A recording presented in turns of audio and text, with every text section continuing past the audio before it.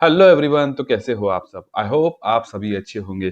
Friends, आज के इस वीडियो में हम अपोलो टेक्नो इंडस्ट्रीज लिमिटेड इस कंपनी के आईपीओ का फुल रिव्यू करेंगे, जिसमें हम जानेंगे ये कंपनी क्या काम करती है, कंपनी की आईपीओ की सारी डिटेल्स, कंपनी ने अपने कुछ पास से लेकर तो आज तक कैसे फाइनेंशियली परफॉर्म किया है वो देखेंगे, और लास्ट में मैं आपको बताऊंगा कि इस कंपनी का जो इशू प्राइस रखा गया है वो अंडर वैल्यूड है, ओवर वैल्यूड है या फेयरली वैल्यूड है based on P ratio of this company.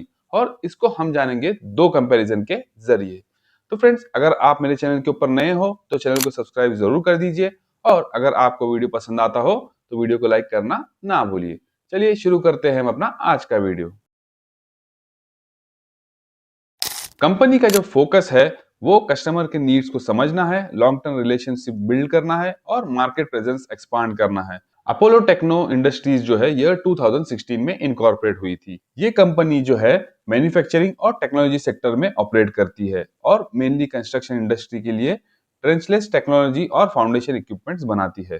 Company के मेजर प्रोडक्ट्स है horizontal directional drilling rigs, diaphragm drilling rigs, rotary drilling rigs और उनके स्पेयर पार्ट्स। अपोलो टेक्नो के पास जो है इन हाउस डिजाइन और इंजीनियरिंग कैपेबिलिटीज है, जिससे company quality products, refurbish services और सस्टेनेबल सॉल्यूशंस प्रोवाइड करती है। ये थी कंपनी की कुछ बेसिक इंफॉर्मेशन। अब हम जानते हैं कंपनी की आईपीओ की डिटेल्स। इस कंपनी का जो टोटल इशू साइज है वो है 48 करोड़ रुपीस का, और इसमें वो टोटल 37 लाख शेयर जो है इशू करने जा रही है, जिसमें से 5% जो है मार्केट मेकर्स के लिए रिजर्व रहेंगे और बैलेंस जो है पब्लिक को ऑफर किया जाएगा। बात करें प्राइस बैंड की, तो प्राइस बैंड रखा गया है 123 रुपीज से लेकर तो 130 रुपीज के बीच में, और आपको एक लॉट में 1000 शेयर्स मिलेंगे। आप अगर रिटेल इन्वेस्टर हो तो आपको मिनिमम 2 लॉट्स के लिए अप्लाई करना जरूरी होगा, और अगर आप हाई नेटवर्थ इंडिविजुअल हो तो आपको मिनिमम 3 और मैक्सिमम 8 लॉट्स अप्लाई करने की परमिशन होगी। बात करें आईपीओ के टाइम टेबल की, तो ये आईपीओ ओपन होगा अप्लाई करने के लिए 23 दिसंबर को और क्लोज होगा 26 दिसंबर को। अलॉटमेंट होगा 29 दिसंबर को और लिस्टिंग हो जाएगी 31 दिसंबर को। चलिए अब हम जानते हैं क्या है इस कंपनी की financial position.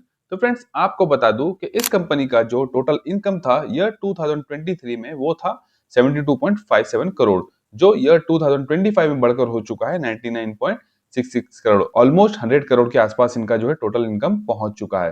Profit after tax उनका था सिर्फ 0.9 करोड़ ईयर 2023 में, जो बढ़कर हो चुका है 13.79 करोड़ ईयर 2025 में। मतलब इनका जो प्रॉफिट आफ्टर टैक्स जो है काफी अच्छा ग्रो किया है लास्ट 2 साल में। ईबीआईडीटीए की बात करें तो वो था 2.97, आज बढ़कर हो चुका है 18.15 करोड़ रुपीस।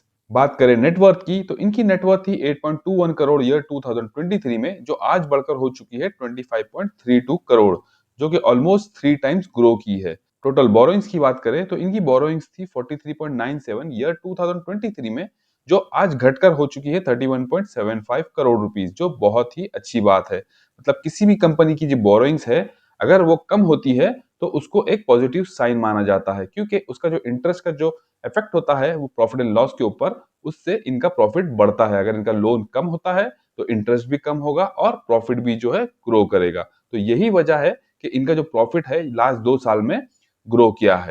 चलिए अब हम बढ़ते हैं अपने सबसे मेन और इम्पोर्टेंट पार्ट की तरफ इस वीडियो के, जहां पर हम जानेंगे कि इस कंपनी का जो इशू प्राइस है वो फेयरली प्राइस्ड है, ओवर प्राइस्ड है या अंडर प्राइस्ड है based on P ratio of this company.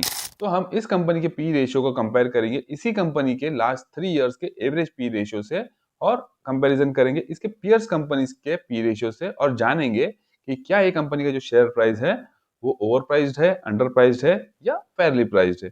सबसे पहले हम इसका कंपैरिजन करेंगे इसी कंपनी के एवरेज पी रेशियो से। तो आपको बता दूं इस कंपनी का जो करंट का पी रेशियो है वो है 9.43, और इसी कंपनी का जो एवरेज पी रेशियो है लास्ट 3 इयर्स का वो है 33.21। तो अगर आप देखोगे इस कंपनी का जो पी रेशियो वो है 9.43, तो आप अंदाजा लगा सकते हो कि इसके एवरेज पी रेशियो से भी वो काफी कम है।